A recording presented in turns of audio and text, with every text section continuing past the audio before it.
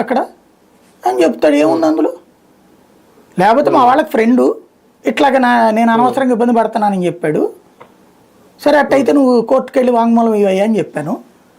ఇబ్బంది అంటే తోడు నిలబెట్టాను, నేను మనిషిని పంపించాను అంతే అని చెప్తాడు. ఏముంది అందులో? కిడ్నాప్ అవుతుంది అప్పుడు. విజువల్ చూస్తే పోలీసులు కిడ్నాప్ చేసినట్టుంది కానీ ఇతను కిడ్నాప్ చేసినట్టయితే లేదు కదా. వైజాగ్లో నుంచి తీసుకొస్తున్న విజువల్లో ఎట్టుంది?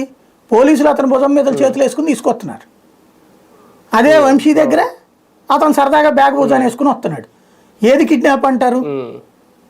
అంతర్జాతీయ న్యాయస్థానానికి తీసుకెళ్ళినా ఏది కిడ్నాప్ అంటారో అందరికి అర్థమవుతుంది. ఇంకోటి కరెక్ట్ గా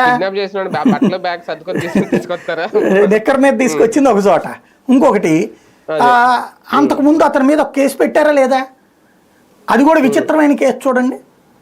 5 లక్షల రూపాయల డబ్బులు తెలుగుదేశాన్ని డిమాండ్ చేశాడట, లేకపోతే కేసు విత్డ్రా చేసుకుంటానన్నాడట. అదేంటి అసలు? అట్లాంటి కేసు ఎక్కడ ఉంటుంది ప్రపంచంలో? ఆ తర్వాతనే కదా అతను ఈ స్టేట్మెంట్ ఇప్పుడు మారడానికి ఒప్పుకుంది. అంటే బెదిరించారన్నది అర్థం అవుతుంది ఓపెన్గా.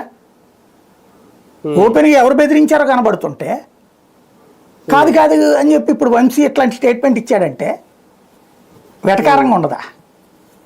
పాయింట్ ఒకటే అక్కడ. వంశీ మీద ఇప్పుడు కేసులో ఖచ్చితంగా వస్తాయి ఇంకా.